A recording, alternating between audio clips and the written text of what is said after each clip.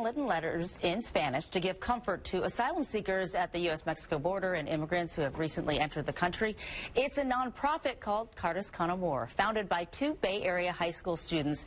And this morning we are joined in studio by Jackie Brown and Natalie Ionescu, who founded the nonprofit at the beginning of this year. Thanks for joining us. Thank you so much for having us. So we know there's a lot going on in the news, but this is something that you guys started, you said, not political, just something that you wanted to reach out. Tell me about this. Cartas con Amor means letters with love, right?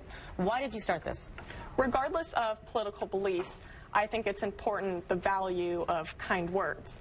And so one day in January, Natalie and I were talking about immigration, and we realized the unfortunate truth that many immigrants are experiencing difficulties on the U.S.-Mexico border.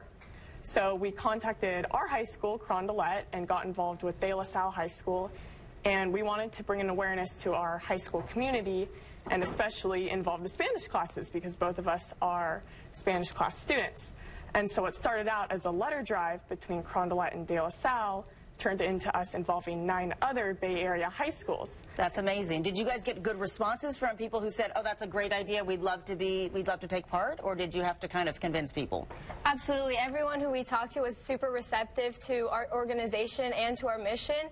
We've actually been contacting a lot more students and schools and just people in general, and we've only gotten positive feedback so far. So you're basically asking folks to just write a letter. We're seeing there you guys in the pictures, you've gotten hundreds of letters. I mean, you did a trip down there once, you just came back from your second trip. Tell me about these letters. What are they saying? They're all written in Spanish, but what do they say?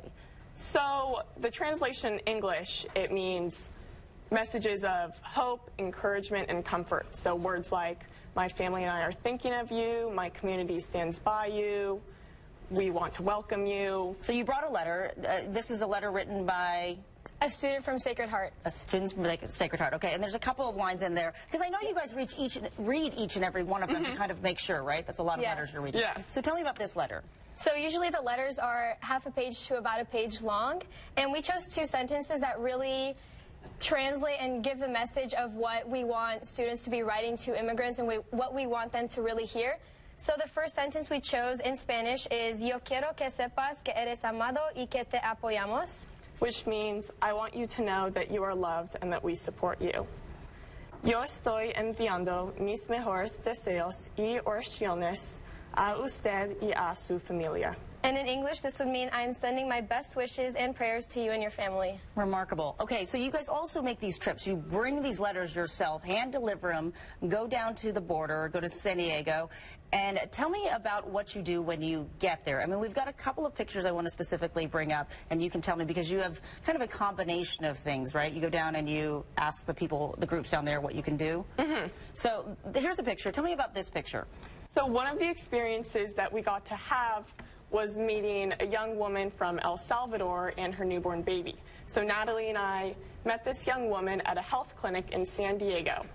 And what we did, we assisted her throughout her appointments. We made sure she wasn't alone.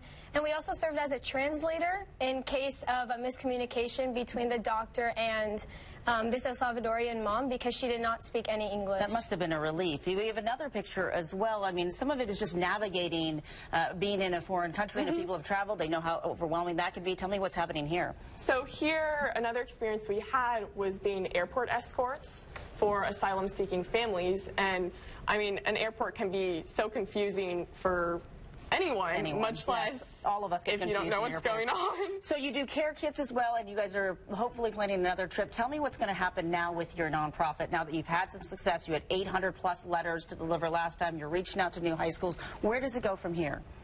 Yeah, so absolutely. So not only do we want to work with more schools and universities in California, we also want to reach out to more countries. For example, Romania, the United Kingdom, and Spain specifically. And we also have a website, actually, we recently published, which has all the information about our organization, how to start a letter drive, and also a GoFundMe page. And that will raise money for future trips and future endeavors as you guys go forward.